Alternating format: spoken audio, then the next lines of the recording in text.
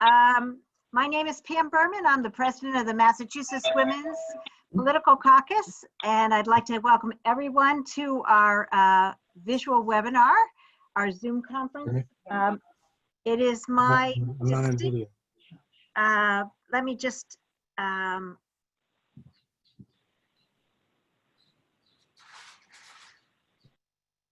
okay. What I have done is I've muted everybody except for myself and Tiziana Deering and Rosemary Day, who are the speakers. And I ask that you stay on mute. You have control over it yourself. We'll start this way and see if this works. Then we will open it up so some questions and answers, so you will be able to type those into the chat screen and at some point, and there will be back and forth, but at this point it is probably easiest to control if we just let the speakers speak. So with that, let me just give a little plug for MWPC, my organization, then I'm going to introduce the real stars of the show here. We are a nonprofit whose purpose is to educate women, to elect more women to office. We are delighted to do that, and we think there need to be more in public office. My vice president, who is Susan Coakley, brought this program to my attention. She, as many of you know, is the head of Beacon Health Strategies. And I am so glad she did, because that made me read Rosemary Day's book, which you will learn more about, which is wonderful and I highly recommend to you. So with that, let me introduce the stars of the program. The first is Tiziana Deering, who is the host of Radio Boston on WBUR. She's been a commentator and contributor for WBUR for, which I can't believe, more than a decade when you look at her, and has contributed to a number of other regional and national news outlets. And then the author is Rosemary Day, who helped lead and launched health reform in Massachusetts in 2006, which of course became the model for the Affordable Care Act, thank goodness. She has been working on healthcare reform ever since and is passionate about universal healthcare and women's health issues. She's the founder and CEO of Day Health Strategies, a successful, mission-driven, women-owned consulting firm that is celebrating its 10th anniversary. She's also a mother and a breast cancer survivor and an activist. She's the author of the book, Marching Toward Coverage, How Women Can Lead the Fight for Universal Health Care. And she'll tell you more about it. And I turn this program over to Tiziana and Rosemary Day. Thank you for doing this. Thanks, Pam. I'm Tiziana Deering, as she said, the host of Radio Boston. I just want to start by quickly kind of giving you a rundown of what you can expect for the next hour or so, and then we will take it from there. When we did our pre-call for this a couple of weeks ago, we wanted it to be a casual, comfortable living room conversation. So hopefully you brought your snacks and your wine. I apologize for the Barbara Walters soft lighting behind me, but there aren't many quiet places in my house, but hopefully you're comfortable. And when it's time to do Q&A, we'll give you a chance to do that in chat. In just a couple minutes, we're going to take a poll, get some answers from you, give you a chance to know a little more about who's on the line with you, and give us a chance to understand your learning agenda. There's a reason you chose to spend an hour of your time this way. So we'll get a sense of your learning agenda so that Rosemary and I, in our discussion of the book, can be respectful and helpful in that learning agenda. With all of that dispatched, we will then hear excerpts of the book, hear stories from Rosemary, understand more about what motivated her to write the book, what her aspirations for it are, understand better her deep knowledge of healthcare and what needs to come next. We'll do about 20 minutes of Q&A at the end, and then there will be that opportunity on Zoom to do the same thing as standing in the line to get your book signed and talk to the author one-on-one. You'll have a chance to do that too. Rosemary, anything you'd like to add about how we're going to interact over the next hour or so? No, we want to make this participatory and like just a conversation. So I'm really delighted to see so many people here and look forward to this. Excellent. So I think the first thing that we want to do is just a very brief survey. I'm not as familiar with how we do surveys on Zoom chat. I don't know if I turn that back over to you, Pam, to tell people how to answer the handful of brief questions? I think I just launched this poll, and I believe I just did. Yes. If everyone will just answer the poll, you'll see that you have multiple choice questions. There are 4 of them. You choose just one answer for each of the first 4 questions. And the 5th question is an open-ended question. To that one, you won't be able to answer that question. That one you just answer in chat. Just answer just on the chat button below. Just answer that one. And I'm not seeing the poll, and I just saw a note from somebody else. I'm not sure if it's in front of everybody. Is everyone having trouble seeing the poll? And if you are, one thing that you can do is look at the bottom of your screen, and hopefully you will see participants, chat, share screen, polling, and reactions. And you would choose polling. Not seeing polling. You're not seeing polling, Rosemary? Okay, so what I would suggest is that we table those questions for now. Maybe we can work on getting that up and running in the background. In the meantime, what I really would encourage people to do, please, is go to the chat function, choose everyone, and type in a phrase about something that you came to learn tonight, because we'll be able to see those, and I'll be able to incorporate those into my questions to Rosemary, and she'll be able to incorporate those into her answers and kind of where we're going. So if you could do that now and over the next couple of minutes as Rosemary and I get started, again, that will allow us to tailor the discussion most to your needs. You're busy women, and we want to be able to do that. So while that's happening in the background and you're posting your chats, Rosemary, I'm going to ask you the question that I'm always dying to ask somebody when they come on the show who wrote a book, if it's not a novel, because you start in a different place if it's a novel. Why'd you write the book?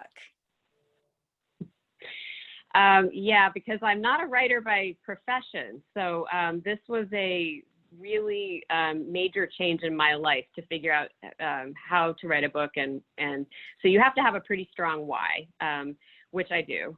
It was a confluence of events that was triggered by the outcome of the 2016 election, where it seemed like everybody who won from Trump on down was intent on repealing the Affordable Care Act. And I viewed the ACA almost as like my baby, my 4th child, because we had, as Pam mentioned, we had started it in Massachusetts. It became a model, and I saw it as this wonderful solution that had bipartisan roots, and it, in my mind, rationally made so much sense. I could not see why it had become so terribly politicized, and that the top agenda, the day one item, is that we're going to repeal this thing. So I had this notion, if I just explained it better to people, that more people in the middle would understand that in other parts of the country, and you know, and then voila, we would keep the Affordable Care Act. So that was my initial notion. The perfect storm of events got personal, and I encountered the health issues in 2017 on multiple levels. I described them in the book. And so this cause that I had worked on, I would talk to the doctors about what would happen if I was going through this breast cancer situation with no health insurance. What do you do with your patients who have that?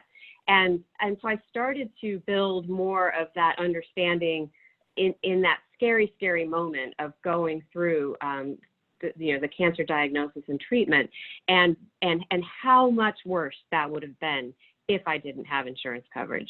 So it brought it to me in this visceral way that was completely, in addition to what I already was strongly feeling from that professional and policy sense. On top of that, a bunch of other things happened where I began to feel extremely overloaded as the female in the family from multiple sandwich generation issues. I'll just leave it at that. So I had a last straw moment, and it just all kind of came together towards the end of 2017. And I said, I have got to do something about this. And writing about the ACA is only part of it. There are just too many burdens that women are still carrying, and we are too disempowered. We do not have enough women in office, and I am convinced If we had enough of the right women in office, we would have a different set of policy and budget priorities, and we would have universal health care. And that's the book I wanted to write. All right, so there are two things that I want to pick up from that thread, one more brief and then one a little bit longer discussion. The more brief was, you said you sort of had your moment, right? The straw that broke the camel's back, and you blew by that, but I actually think it's kind of important because it's so iconic of a woman's experience. And so you don't go into a ton of detail about it in the book, but you give a little more detail than you did there. And I think so many of the people tonight would understand and identify with that. Maybe you could talk a little bit more about that watershed moment for you.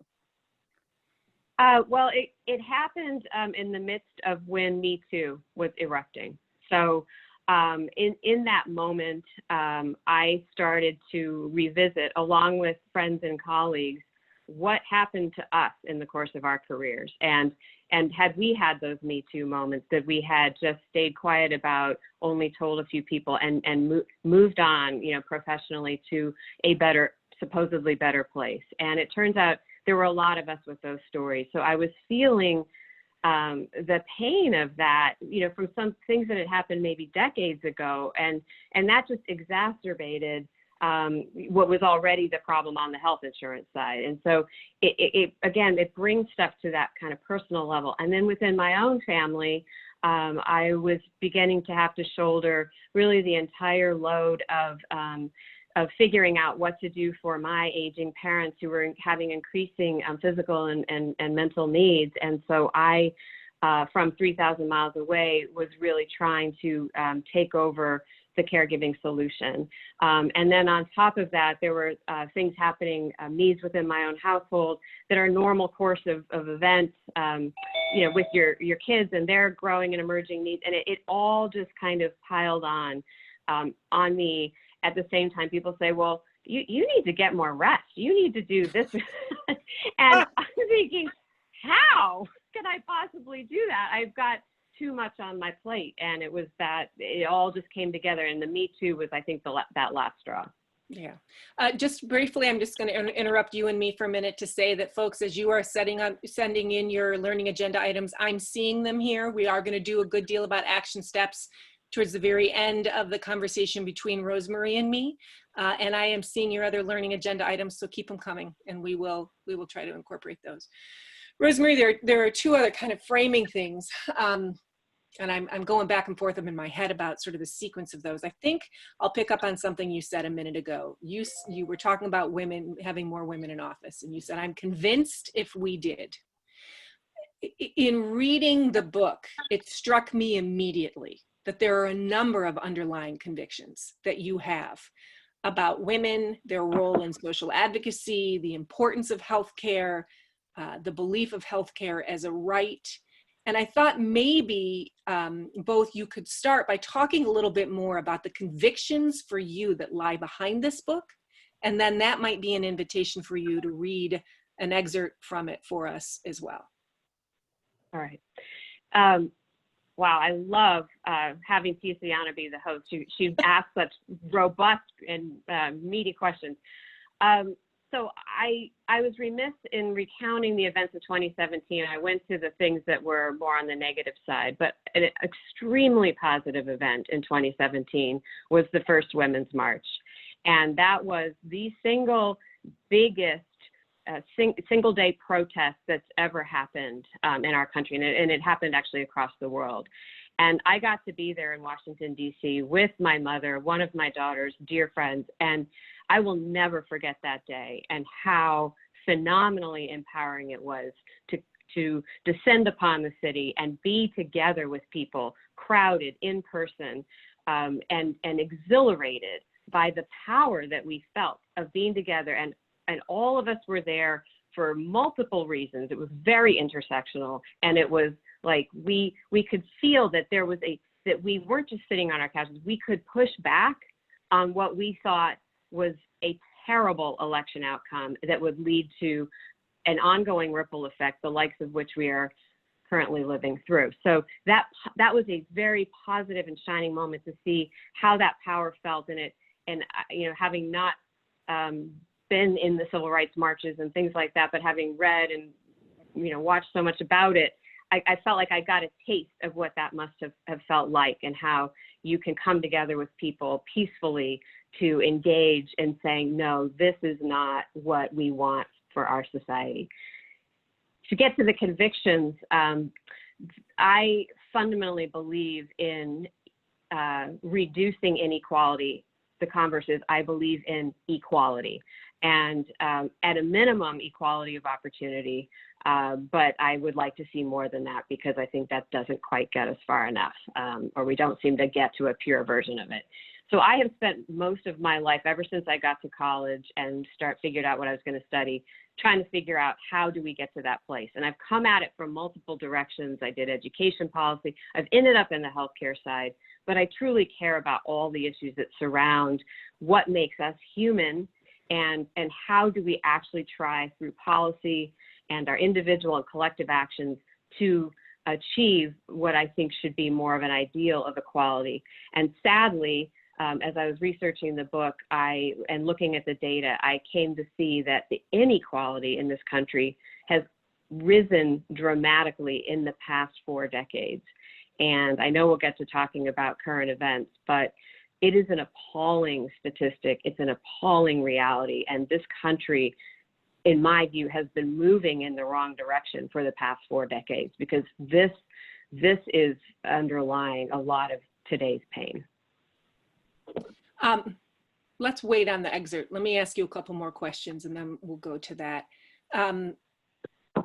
We're having this conversation not in a vacuum. We're having this conversation at the intersection of some staggering moments for our country and for us as citizens. A colleague of mine at WBUR said in a meeting last week, COVID-19 isn't the elephant in the room, it's the room.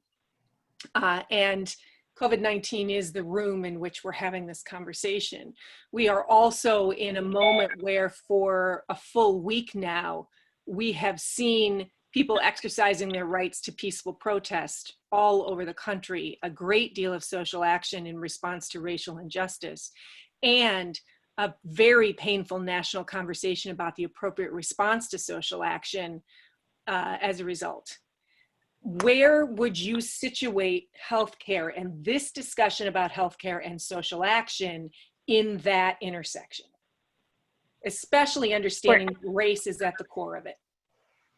Yeah, squarely in the middle of it, because our health, individually and collectively, is fundamental to our society's well-being, our national security. I mean, I think the pandemic has brought that into extremely sharp relief, how interconnected we are and how fundamental our health is. And when I think about how much we've invested in other things, other kinds of infrastructure around military and such as the national security issue, and yet what's even more fundamental is truly what is going on in our homes and with our own personal, our bodies, and then how that adds up collectively.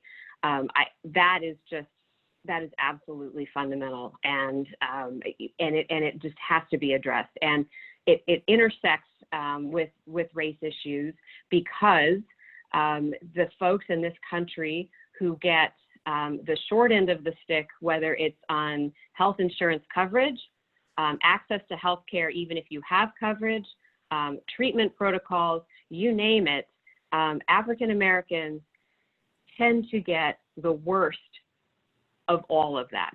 And I talk about that in the book. And it is the legacy of race, of slavery, frankly, and the ensuing racism that we have still not shaken off. So that is actually undermining our collective health. And I talk about that in the book. It can't be viewed as the other. It's sitting here as a white person talking about it. It truly, we are tied together, and we need to resolve this. I come at it through healthcare as a starting point. I talk in the book that if you want to work on education policy or better housing or pollution issues, climate change, those are all completely important and valid. I happen to have expertise in healthcare coverage, and I am struck by the fact that this country, for as wealthy as it is the only wealthy country that does not have universal healthcare. So we would be much stronger as a nation, much stronger, if everybody there was a basic safety net of healthcare coverage. And we would in fact be weathering this pandemic better and any future pandemic. I could go on and on, but I see the healthcare as a core foundational element to a strong country, to being able to engage as full citizens. I mean, we say K through 12 education should be a right. We believe in that, to have an educated citizenry. We should have a healthy citizenry. That shouldn't even be a question. What would you say to those who might say, we do actually, you might not like it, but we have a basic safety net of healthcare in the United States between Medicare, Medicaid, and the fact that you can't be turned away for treatment, for example, in a hospital. We have the Affordable Care Act. So what would you say to that pushback? So I use the metaphor of a patchwork quilt. Sometimes I call it a crazy quilt. And I talk about the gaps. So those are all programs, and they're stitched together rather shakily. There's gaps in between them, and there's complete holes. And even those programs in many places are very threadbare. They're not robust, depending on the state you live in, depending on a lot of things. The most universal form of healthcare we have is Medicare. And fortunately, our society decided back in the 60s that it was important to have older people covered unequivocally. And you can debate whether Medicare covers enough, but it covers everyone. It is truly universal. And we need to get to that level of understanding and acceptance for everybody across the age spectrum, is my view. What are the major holes or gaps in this patchwork quilt that are most necessary to solve?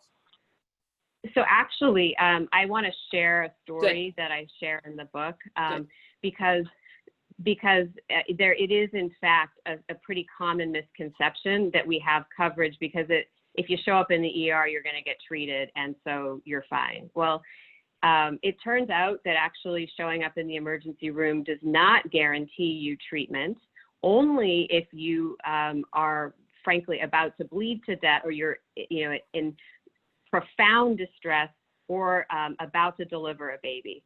But the ER does not actually have to take you according to the law that governs that. And local jurisdictions can vary as to what they decide is a humane practice. But if you need a treatment because you have a chronic disease, the ER is not going to give you anything unless you present with an extremely acute, like life-threatening condition. And so when you present, I mean, the first question is always, what's your insurance? What's your coverage? And your treatment is then determined accordingly. So I share in the book all of the statistics that show that things like a car crash, if you are uninsured, you're 37% more likely to die than if you have insurance. Once you've hit that ER, your odds are different depending on what coverage you have, because they'll give you much more minimal treatment if they don't think it'll be compensated. And they're less likely to admit you to inpatient, et cetera. So you can take lots of different kinds of conditions, and the statistics are very, very similar. So people without insurance are far more likely to die because of the lack of hospital treatment, but also because of all the cumulative effect of chronic conditions. And that all adds up over time. So the story I want to share, which I found really compelling, is I'll just read a short excerpt from the book, which is the death of Amy Villalla's daughter, Shalene, is a tragic example of this outrageous situation. Shalene was enrolling in nursing school and was in between insurance coverage when she went to the ER with a pain in her leg. Because she appeared to be uninsured, the hospital sent her home. They're telling her it's going to be very expensive, so she can leave now. There's the door. It won't cost her anything, Amy Villalla said. They want us to see if we can get her on our insurance. The pain worsened, and a few weeks later, she returned to the hospital and died of a blood clot that had traveled from her leg to her groin. Outraged at a healthcare system that allows people like her daughter to die because she fell between the coverage cracks, Villalla decided to run for Congress in Nevada as a healthcare for all activist. How did she do? She did not win. Oh. Does she feel that she's been able to have an impact on the healthcare discussion in her state by the act of running?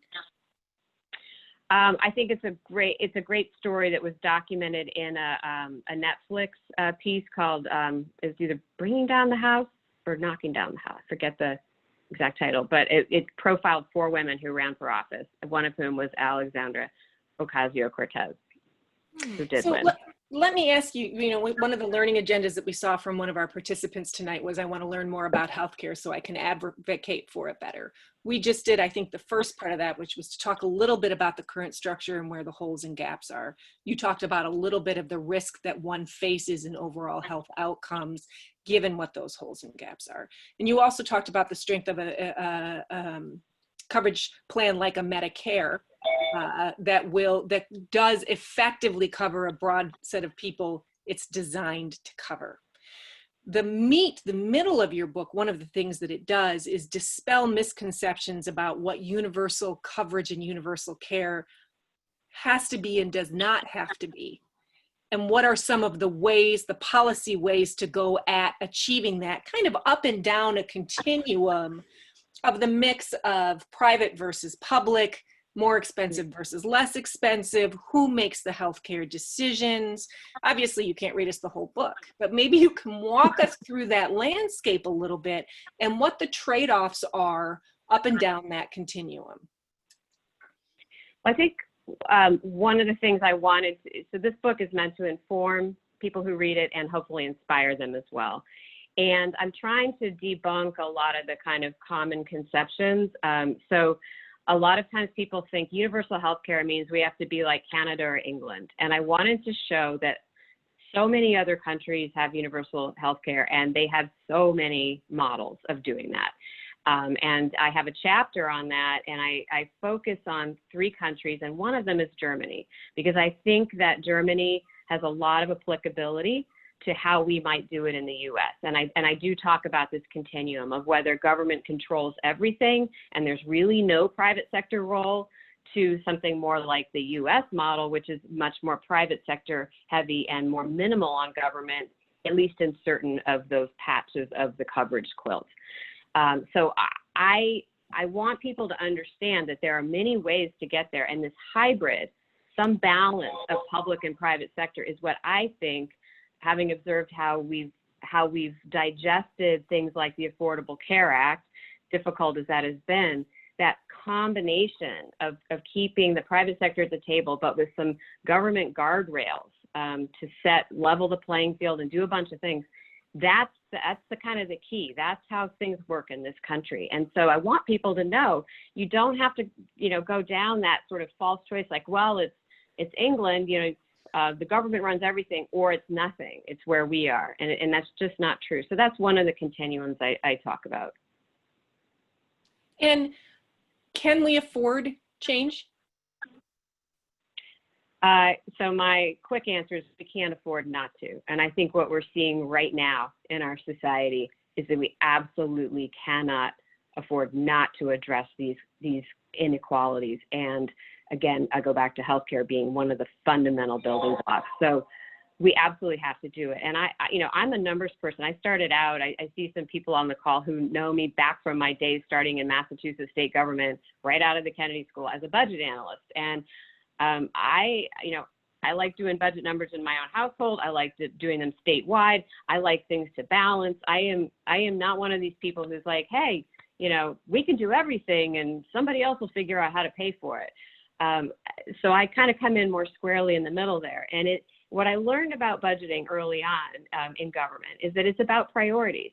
And we are a wealthy country. If we chose to make healthcare a right and make that the top priority, we absolutely can afford it. We've chosen to do that for Medicare, and we can choose to expand that. We can choose to go beyond that. And I present in the book, I don't give a detailed spreadsheet, but I put a lot of thought starters there because I want people to feel comfortable having the debate at Thanksgiving, at their kitchen table, wherever, and to say, yes, we can afford that. And if we took a little here and you did a little there, you could put that together and we could cover people. We wouldn't necessarily cover every single thing. And I quote one of the British health ministers who says, we cover everyone, we don't cover everything. And that's the thing that's got to be, I think, the paradigm shift, is we've got to cover everyone with at least some level of, I call it the fleece blanket, but some basic level of coverage. And then people can choose to buy up and do the things they want to do in our, free and capitalist country. I'm fine with that. So I want to pick up cover a thread everyone. that I wasn't planning on asking you, but now I can't resist, because you just talked about being ready for the debate at the Thanksgiving table. And this is a book that is about women taking action on healthcare. So let's be gender honest for a minute and say that men love to frame the terms of the debate at the Thanksgiving table and many other tables based on how they see the problem. So teach us how to frame the debate tables and our Thanksgiving tables and our Christmas tables to convince people towards the kind of action you're talking about. Well, I think you need to take a combination of approaches, and certainly stories, and I encourage people to share personal stories. Those go, so as much as I'm a numbers person and I would love to convince everybody with a wall of statistics, what really moves people is personal stories. And to be able to share a story like of somebody in your family, or somebody like the people I portray in the book, like Shalene, that can we agree that this is not okay for a country such as ours, a country we want to be proud of? I think that's kind of one whole bundle of things. I then give people other tools to talk about, what do rights mean? Rights are combined with responsibilities. Are we really that individualistic, or are we interconnected? I think there's opportunities with the pandemic, as I said, to show how interconnected we are, and that your health and my health are related. So you can take up kind of that line of argument. And I give you some information on the numbers. So if somebody wants to say, well, we just can't afford it, you'll be armed with some more information and places to go get further information. You have to have courage of conviction. And you've got to probably go to some workshops on how to speak up more. But I can't do it all in the one book. It's got to be part and parcel of other things. But I want you to realize that it's not so complicated that you have to just put this whole topic aside. But you can use your lived experience. And then again, I call on women. We make 80% of the healthcare decisions in the family, but we don't have 80% of the societal power. So that fundamental gap is what I want women to address, and to the personal is political. I'm back to the feminists of the 70s. So I want people to make that connection and be able to feel more comfortable speaking up, not just at the Thanksgiving table, but everywhere. In my past careers in working on racial and economic justice and working in social and human services, I would talk about, breaking the generational cycle of poverty, and people would just look at me like I had 10 heads and basically say, okay, that's just never going to happen. So I can't even listen to you because I don't believe it's possible. For those who might be feeling overwhelmed by the challenge of getting to universal coverage, what is your answer? I fundamentally believe in the notion of democracy, in the fact that every single individual one of us counts, and the actions that we take add up.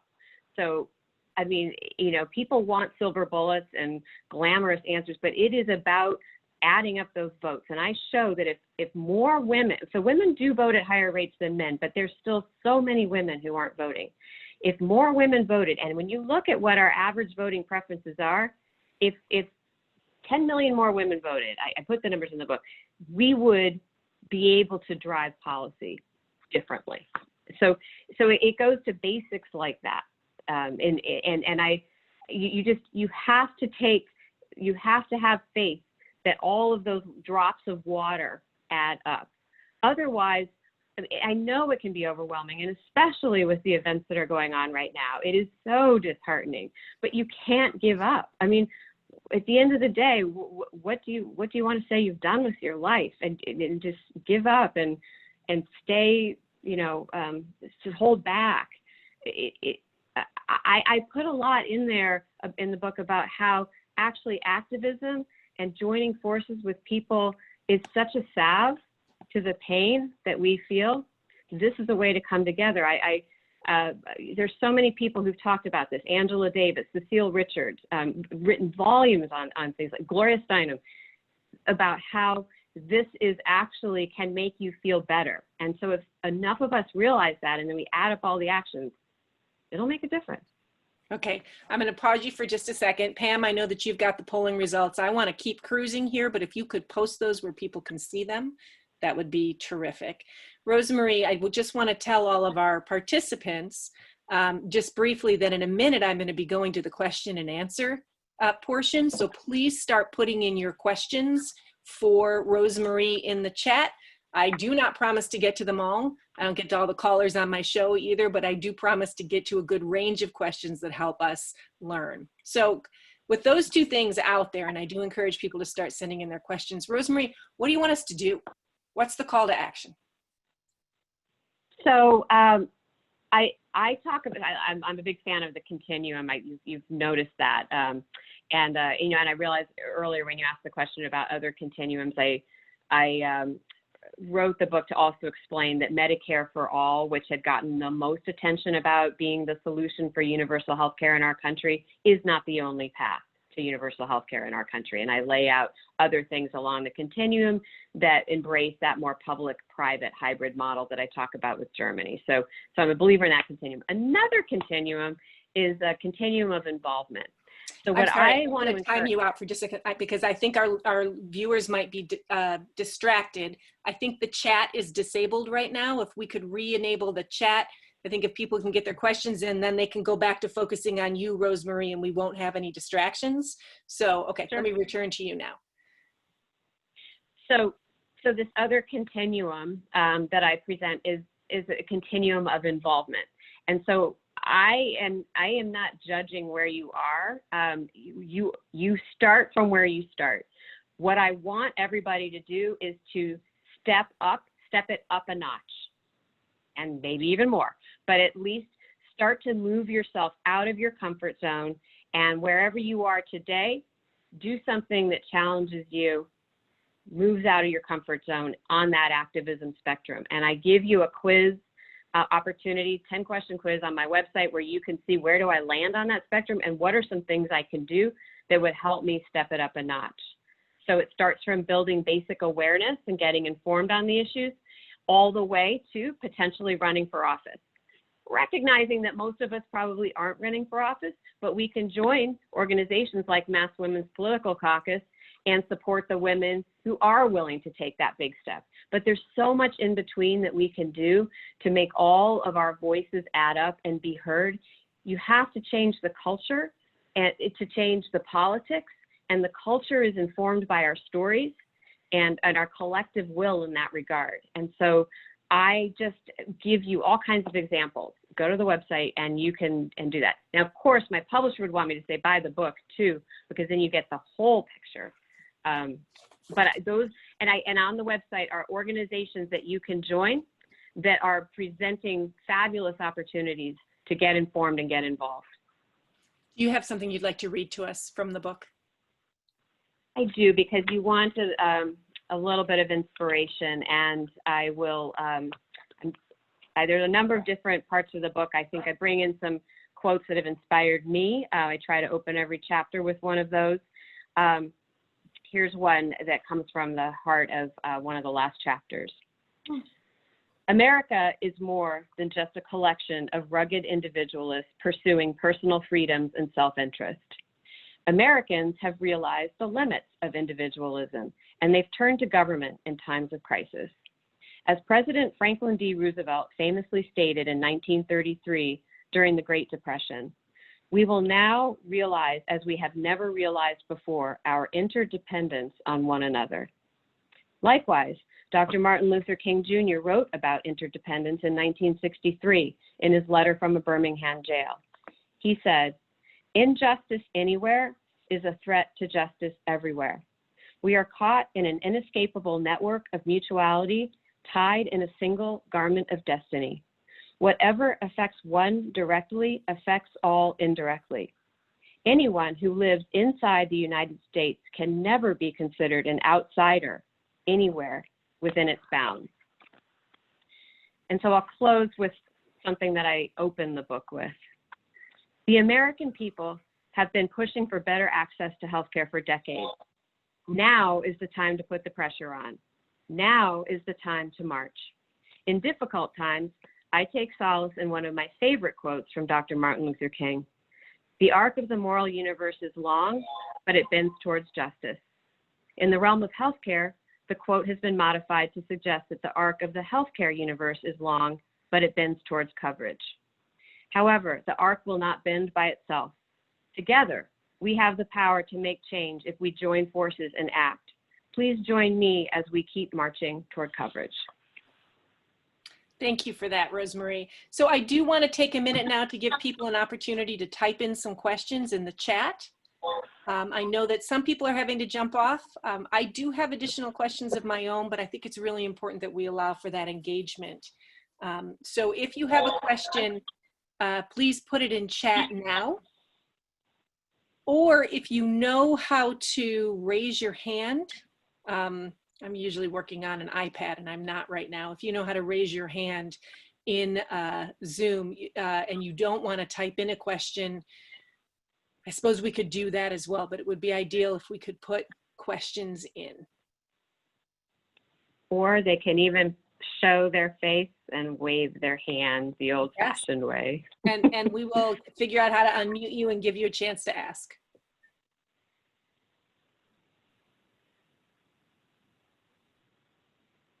I am not seeing any questions right now. So I'm going to grab the mic back because I actually have a couple more things before we end that I want to ask you myself.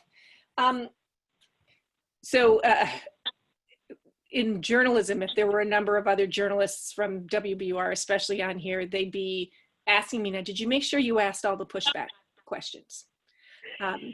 So I do have a couple of other pushback questions that I would like to ask you.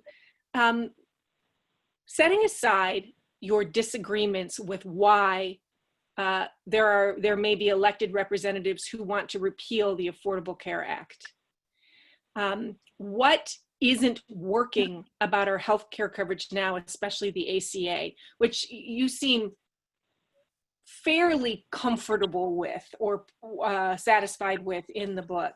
What's really not working and needs to change about what we have in place now? I think one of the biggest things not working is that the Affordable Care Act, the name suggests we should have had affordable care, and we do not have affordable enough care, even for people who are able to gain coverage through the ACA. So they experienced a sliding scale. If they didn't qualify for Medicaid, then they had to pay some amount. And in Massachusetts, we were able to have additional subsidies that made those health plans more affordable than what we've been able to do nationwide. So if we could put the ACA, sometimes I say on steroids, if you will, and beef up some of those subsidies, it would be far more affordable. There's also been a significant amount of undermining of the ACA's general infrastructure that the Trump administration has done, and they are also continuing to try to overturn it through the courts. So there's all kinds of other stuff going on, but I do think if those subsidies were stronger, that would help a great deal. I also like to note that if we didn't have the ACA, that we would, all of the people who are getting coronavirus, which I'm sure will now count as a pre-existing condition, would not have access to healthcare coverage if they had lost their jobs. Why not, if we're going to organize? Oops, I think I see somebody who threw on their video, maybe wants to ask a question. Let me see. No, I don't think that's what's going on. Why not put this amount of time and energy in creating a private market solution? Why does it have to be a solution that has a public aspect to it, a public dimension to it? Because the private market has just left too many gaps. The private market is organized around who has an ability to pay, not who has a health need. And as we know in this country, healthcare is very expensive, and we sort things, if we just leave it to the private market, our sorting mechanism is all about ability to pay. And other people in other countries think that's crazy because, you know, you could, you could be just even middle income, but have a very, you know, acute sort of condition that if you can't cover it and you hit maybe a benefit cap or a lifetime limit, and this happens with parents with seriously ill children, happened all the time, you're kicked off of coverage. And it takes, you know, you have to be very low income to qualify for Medicaid, and even then it doesn't guarantee you coverage in every state, depends on the state. I could go on, but there are just so many gaps, and the private market is not interested in filling gaps that aren't getting paid for by somebody. They are interested in Medicare and Medicaid because government is paying. So government plays a role of payer, but it also plays a role of, I mentioned leveling the playing field, saying, for example, insurers, you get to exist, but you're going to cover everybody with pre-existing conditions. You don't get to cherry pick. That's going to be the rules for everybody. And then they all compete on a level playing field. That's a huge thing that works well with the ACA. All right, so one more question for you. And again, if anyone else wants to throw one in, they're welcome to do so. In the book, you talk about something that so before I came to WBUR, I was teaching social work at the Boston College Graduate School of Social Work. One of the core components that we taught all of our incoming social work master's degree students was the social determinants of health, which is a piece that you've referred to a couple of times in this conversation, and you think about in the book, you talk about in the book. For those who are interested, they're healthcare curious, which is why they're here for this conversation, but may be motivated more by one of the other social determinants of health. Can you just lay out what some of those key social determinants of health are and how one might be socially active in pushing on the levers to achieve better justice in those areas? Right. And then we've got we've got two participant questions here.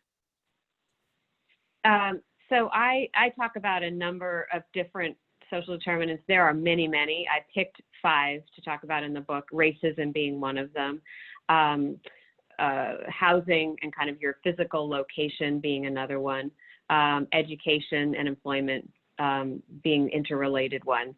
So to try and, you know, address the fundamental issue of inequality, you could pick any one of those issues and work on it. And you can do that at a local community level. You know, you could work on pushing for affordable housing within your community, safe, affordable housing that doesn't give little kids asthma and other, you know, chronic conditions because it's clean and safe and available. Things like that have tremendous health benefits. And maybe that's your thing. You want to work with a community development corporation. You could be on the board of one. I'm all for that. And I have many friends and other members of the family who have done that, and I applaud that. So that's just one example. You could volunteer in the schools, and I would particularly encourage you to do that in underserved schools. And we're going to have all kinds of issues if we have to continue in this virtual vein of gaps getting worse. So there's all kinds of creative ways that we can do actually with technology that in some ways may help us bridge and make it easier to show up than it might have been if we had some because of our geographic dispersion. Let's pick up on that for a second. Because Izzy, one of our participants tonight, is asking, what's something I can do from home to support getting universal health care while I'm stuck at home because of the pandemic? So there are many things. I encourage people to sign up for organizations like Become a Healthcare Voter, and then you'll get the action alerts about the thing. So in the heat of the efforts to repeal the Affordable Care Act, the pushback was profound because enough people got the action alerts and would call, it was mostly women, would call their members of Congress and others and say, do not do this. They would show up at town hall meetings and tell their story and say, you have to keep healthcare. That was a culture shift that happened. And that some of that, you know, was simply done from home using your phone. So getting the information through, you know, the internet, social media, email feeds, what have you, and then taking action by signing the petition, donating. I'm going to be sending out, Moms Rising is sending me a bunch of postcards for Get Out the Vote, and I'm going to be sending those out to people from my home. I mean, from the small things to the big things. Another thing I point out is that women tend to give more to charities than they do to political campaigns. And if we want systemic change, we've got to get in the political game. Again, even if we don't want to run for office, support the women who are and show up with money. And I see one of my favorite fundraisers here, smiling and nodding. We see you, Linda Whitlock. And boy, do more of us need to Hello, be everyone. Hi, Linda. We solicited each of you at some point on behalf of terrific candidates, but great to see you, Tiziani, and Rosemary, fabulous. Yeah. Great to see you, Linda. And all you got to do is press a button. They make it so easy these days. Your credit cards, and you can just do that from home. You can do that from home. So to that point, Maria is asking, what do you say to somebody who's thinking about staying home from the polls because they live in a blue state where they think their vote doesn't matter? First of all, every vote counts, and you have to fundamentally believe that, because you don't know the outcome until all the votes are counted. So you can't, it's like that prisoner's dilemma. You can't assume everyone else is taking care of it. That goes against what I fundamentally believe. You have to show up, and absentee ballots are fine. If you're not feeling comfortable about, because of the pandemic, leaving your house, then you can still vote. But in a blue state, I look at the fact that Hillary Clinton did win the popular vote by 3 million. And I take some solace in that because I think it matters that many people were saying, this is what we value, and that cannot be ignored as much as some folks might want to ignore it. And so every single one of those extra votes matters, I think, from a psychological perspective. Even if it didn't turn into the electoral win, it still meant something in terms of breaking down some barriers, breaking against that glass ceiling, all of those things. If people had said, oh, I'm in a blue state, it doesn't matter, then we wouldn't have had that. I'm thinking also, just yesterday I had on air Boston City Councilor Julia Mejia, who's one of the new city councilors in the city of Boston, who reminded me on air yesterday that she won her seat by 1 vote. Literally 1 vote. So that's a local race, but there are so many stories like that. Maybe I shouldn't get overly partisan here, but I'm going to just point out one of my favorite / I think worst statistics that I still remember from the 2016 election, which is that in those 3 critical states where the Electoral College victory tipped to Trump, and that's whatever it was, 70,000-ish votes, if the people in those states who had voted for Jill Stein had voted for Hillary Clinton, Hillary would have won. I think that is analogous to that 1 vote. It was that close, and those are people who were blue. So last question from a participant, and then I think we'll probably wrap. Changing people's minds anymore can be very difficult. We tend to hunker down. Just ask my husband and I, who often sit on opposite sides of the political aisle on things, right? And have to find our way all the time through these conversations. We have found our way, and many of the people I love who disagree with me, I've found a way with. But it can be hard to start a conversation with somebody who disagrees and is entrenched. What is a way to start that conversation?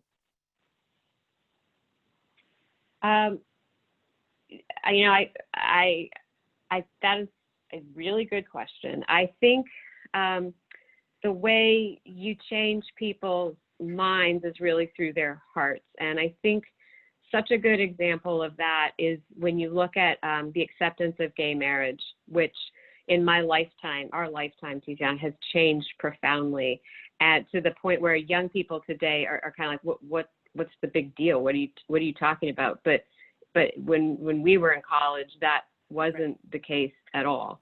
And that really wasn't, that happened household by household, and with people courageously coming out and sharing their stories wherever they were. And for people in a very human way saying, oh, I get it. I think we can tell healthcare stories like that and not blame people for a health condition, but understand that health conditions can happen no matter how well you take care of yourself. And again, coronavirus shows us. So let's not blame people. Let's come together from a place from the heart and talk like that. And at that, I think I'm going to turn it back over to Pam. Before I do, Rosemary, I want to thank you for a fabulous conversation. One of the many downsides to Zoom is we can't all clap and go, woo, woo, woo, woo. I can't do that anyway, but the clapping, but it was I learned a great deal, and I appreciate the conversation, and I'm going to turn us back over. Ooh, some thumbs up. Somebody knows how to use the icons. I'm going to turn us back over to Pam. Thank you very much. I think I'm unmuted. Thank you very much to both of you. What a great conversation. I really, really appreciate your time, your heart, your effort. I want to, at Rosemary's urging, urge you to please buy this book. If you are looking for a place to buy a signed copy, please go to Porter Square Bookstore and you'll get a signed copy, which is really, really worth your while. I will tell you that I started reading it thinking that I was reading, when I normally read books, which is right around the time I go to bed. I will tell you, just as a note for yourself, don't read it going to bed. Rosemary is such a good writer that you will feel the need to go out and protest and be active, and it is anything but a bedtime story. It is a wonderfully written book, as you can tell from this discussion. It is just, I'm so glad we had both of you. This was just absolutely terrific. I apologize for any of the technical glitches. They were mine, not these guys. Thanks so much for everybody participating tonight, and we look forward to continued action on this subject. Thanks so much. So I'm going to bow out now. I don't know if Pam is or not, but if you would like to stay on and unmute and engage in kind of a one-on-one with Rosemary, she's prepared to stick around a while longer to do that, and is available for that conversation. Also, if you want to go to my website, rosemaryday.com, please sign up because I have ongoing communications. I do a blog and things like that about timely topics. So please sign up and you can be in touch with me that way as well. And take the activism quiz and see where you are. No judgment, just let's step it up. So this is Peg Hare. Rosemary, I met you a few years ago at a conference, and I think we had like minds. So you continue to be an inspiration. I have to be very careful about what I participate in because I still work for the federal government. So I did get your book. I ordered your book today on Amazon, and you inspired and you can do a review. Right. Well, you're such an inspiration that I was telling my quarantine mates that when I retire, this is going to be my activist cause, because I feel very strongly, as you know, I've worked my entire career in healthcare, half for one of the Blues and half as a Fed. So I feel like I can bring a lot of information to the topic. That's wonderful. And it is, I belong to a women's group that has a thing called third chapter, and that it's that stage when you're starting to think about retirement and what would be that chapter where you have all of that experience and you'll have some freedom between the time and not having to necessarily be as essentially nonpartisan. So you can step it up, and it's a wonderful, wonderful opportunity, time of life. Absolutely. Thanks for holding this session. I apologize. I had trouble getting on. Oh, sorry. It was my fault because I was trying to use my personal email, And then I realized, oh my gosh, the Zoom is on my work laptop. Oh. Yee. So anyway, it's the fine line, like I Awesome. said. Thank you. Thank you. Appreciate it. And thank you for your public service. Thank Is you. there anyone else? Anyone else who wants to unmute? I don't get to see any faces. I'll be up soon. Hi, Rosemary. It's Barbara Fitzsimmons. Hi, Barbara. In San Diego. It took us about 15 minutes to figure it out, but we made it. Oh, Excellent. thank you. I've been Thank you. reading your book and find it wonderful. It's so informative and so well written. I really thank you for it. And hope Thank to you. see you next time you're in San Diego.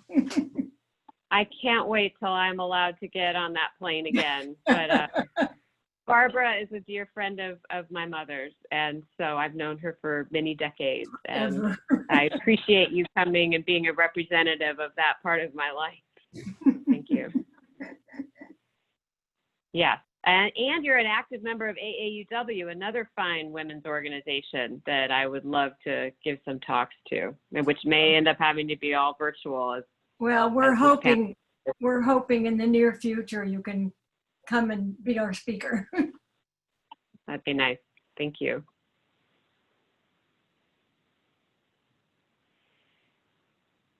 Anyone else? Don't be shy. Can you hear I me? hear you. Yeah, I'm a guy. Can I talk? you sure can. Have you looked at the? Actually, I'm going to say is a bunch of guys have read my book and they've taken the time to put some reviews up on Amazon and Goodreads. And, while that hadn't been the target I had in mind, I am delighted that so many men are finding value in reading this. So please go ahead. Thanks. Have you looked at the Group Health Cooperative of Puget Sound, or by any chance read their history? I'm not intimately familiar with it, but I'm aware of it, and yes, it seems like a really good model. Yeah, it was the model offered as the public option in the ACA, and however, in 2016, Kaiser bought it, and it doesn't have the same structure, which was Okay. consumer owned. But I'd love to send you it's simply, I copied out the most interesting parts of their history. Oh, great. It's the most amazing social conversation that was required to happen. I mean, in the 60s, it's a fabulous recounting and almost a living recounting of the feminist movement. Because the consumers, the owners of the plan, decided if they were going to pay for things like natural childbirth. And through the years, they have voted in a town meeting format, very formal, Robert's Rules, and debated, including 3 times they debated abortion. So I'll send it to you. I'd love, yes, please do. You can send it to, it's Rosemarie@rosemarieday.com. You can send it to me. And I'd love to see that. I'm accumulating pieces like that. I had to winnow it down to I have a chapter on women's health history and with activism, and got to learn a lot about the origin of community health centers, which had humble origins and did amazing work and have grown so much since then. And that was in the 60s. And it's just been delightful to learn more and more about all of that. Thank you. Well, thanks. This has been great. Great. Anybody else?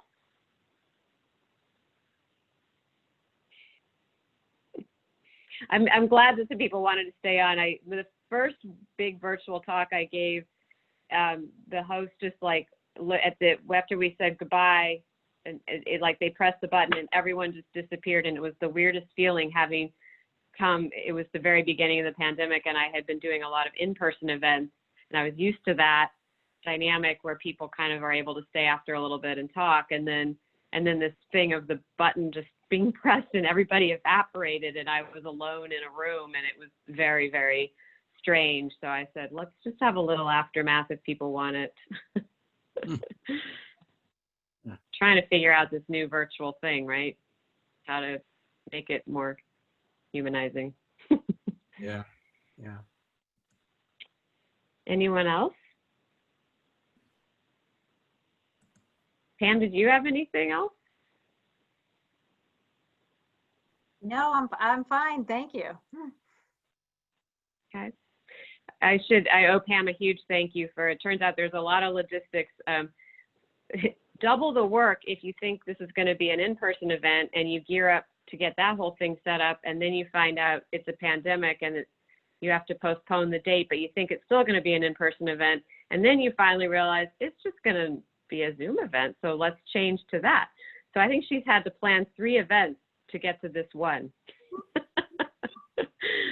So. Well worth it. But hopefully this sets you up for your other ones that are coming down the pike. That's good. Thank you. And anyone else? Okay. Was there anything in the chat that I missed? Maria, I haven't been able to scan the chat while I've been talking. So is there anything you would pull out of there, or are we good? Nope, there's nothing you missed. We've shared links to buy your book, to contact you via email, and to contact Izzy if anyone's interested in being on your author list. Fabulous. Okay. Well, I think then we can probably wrap things up, and then I can go have the glass of wine that I just denied myself. I wanted to be on top of my game here. So thank you all very much for attending. It's been nice being able to have this conversation, and I'm very grateful to Tiziana for hosting the conversation. So Thank you. hope you all can buy the book, buy it for a friend, and get active. Absolutely. Yeah. Thank you very much. Thanks. Good night. Take care.